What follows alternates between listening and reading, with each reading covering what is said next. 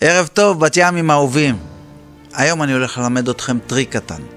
לא צריך להיות אומן חושים בשביל הדבר הזה. שכל אחד מכם ייקח דף ועט וירשום לעצמו מהי הבטחת הבחירות הכי גדולה של ראש העיר הנוכחי צביקה ברוט.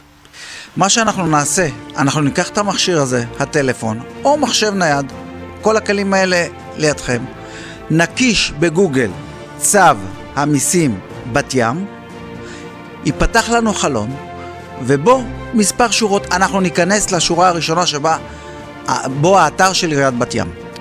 החוק מחייב את הרשות לפרסם את צווי המיסים של אותה רשות בכל השנים.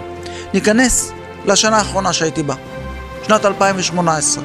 שבשנת 2018 כשאנחנו נפתח את צו המיסים, אנחנו נראה שורות של אזורים. בואו נבחר לדוגמה את אזור א'. באזור א' אנחנו רואים שבתקופתי הארנונה הייתה 63 שקלים למטר לשנה. נשים את זה בצד. בואו נדפדף הלאה וניכנס לעסקים, ארנונה עסקית. ניכנס לשורה הראשונה של עסקים לא גדולים, עד 300 מטר, עסק קטן. ונראה ששם אצלי הארנונה עומדת על 352 שקלים למטר לשנה. עכשיו נצא מפה וניכנס לשנת 2023, השנה הנוכחית והאחרונה של ראש העיר הנוכחי. ונראה, כשאנחנו פותחים את הארנונה, את הצו מיסים, אנחנו נראה שאיפה שהיה אצלי 63 שקלים, זה 66 שקלים. רבותיי, 4.5% יותר ממה ששילמתם בתקופתי. אוקיי, עכשיו נרד למטה מעט לארנונה העסקית, ונראה שהארנונה העסקית עומדת היום על 380 שקלים למטר לשנה. אתם זוכרים אצלי 352 שקלים? אתם יודעים כמה עלייה פה? מעל 7.5%. מטורף. עכשיו בואו נדבר על אותו בעל עסק שגם ככה מתמודד עם הקשיים, כל ההוצאות וכל העלאות של כל הספקים. הוא צריך לשלם עוד 7.5% ארנונה. ואני שואל אתכם, מי ישלם את זה בסופו של דבר? הוא ייאלץ לגלם את זה בתוך המוצר. אתם תשלמו יותר. אז פעם אחת שילמנו 4.5% יותר ארנונה, פעם שנייה אנחנו משלמים יותר על המוצרים שאנחנו קונים, בגלל שהרשות העמיסה ארנונה מטורפת על העסקים. ואני רוצה לומר לכם דבר אחד. ראש העיר הבטיח להוריד את הארנונה.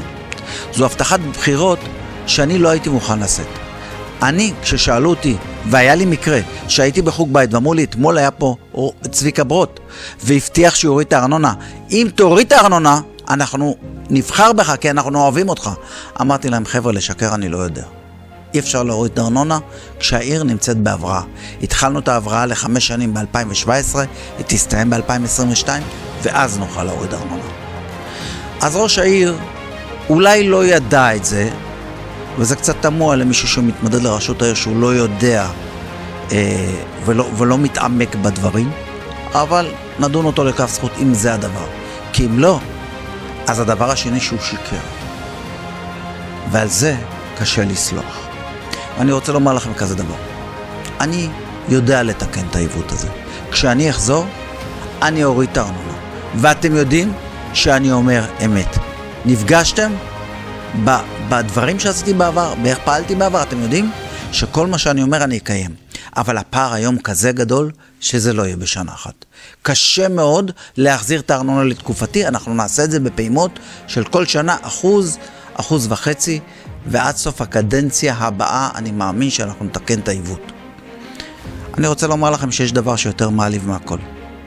מילא, הבטחת להוריד את הארנונה. לא ידעת, שיקרת, מילא. מילא לא השארת אותה כמו שהיא, אם לא הצלחת להוריד. מילא שהעלית אותה. אבל הדבר הכי חצוף, לבוא ולשים על כל מעטפות הארנונה, הבטחנו, קיימנו, הורדנו את הארנונה. אדון ראש העיר, מה אתה חושב? שהתושבים טיפשים? מה, אתה מזלזל באינטליגנציה שלהם? תאמין לי, אני מכיר את הבת ימים יותר טוב ממך. אני חי את העיר. אני מכיר את רוב המשפחות בעיר. ואני אומר לך, כולם אינטליגנטים. הם פשוט סמכו עליך ולא נכנסו. היום הם נכנסים והם רואים ששיקרת. אז עכשיו שוב נחזור לטריק. תפתחו את המעטפה שבה רשמתם מה הייתה הבטחת הבחירות של ראש העיר, ותראו שהבטחת הבחירות הראשונה שעליה הוא נשען בבחירות האלה הייתה הורדת הארנונה. הוא קיים? לא. הוא שיקר? כן. אני רוצה לומר לכם, בת ימים יקרים, שהעסקים מאוד חשובים לנו. קשה מאוד לפתוח עסק בעיר בת ים. אנחנו נדאג להוריד להם את הארנונה. אני אומר לכם שאנחנו נעשה הכל שהעיר תהיה אטרקטיבית לעסקים, ובטח תהיה אטרקטיבית לתושבים. הם יוכלו גם לחיות ולשלם פחות, וגם לקנות בעיר, ולהסתובב בעיר, וליהנות ממנה. לאחרונה שמעתי את ראש העיר אומר, הגדלנו את התקציב השנה. התקציב עלה בפעם הראשונה מעל רף מיליארד שקלים. אז אני רוצה לומר לך, ראש העיר, לא הגדלת את התקציב. לא הבאת כסף משום מקום אחר. התקציב בנוי אך ורק מהנגזרת של הארנונה, מההכנסות של הארנונה.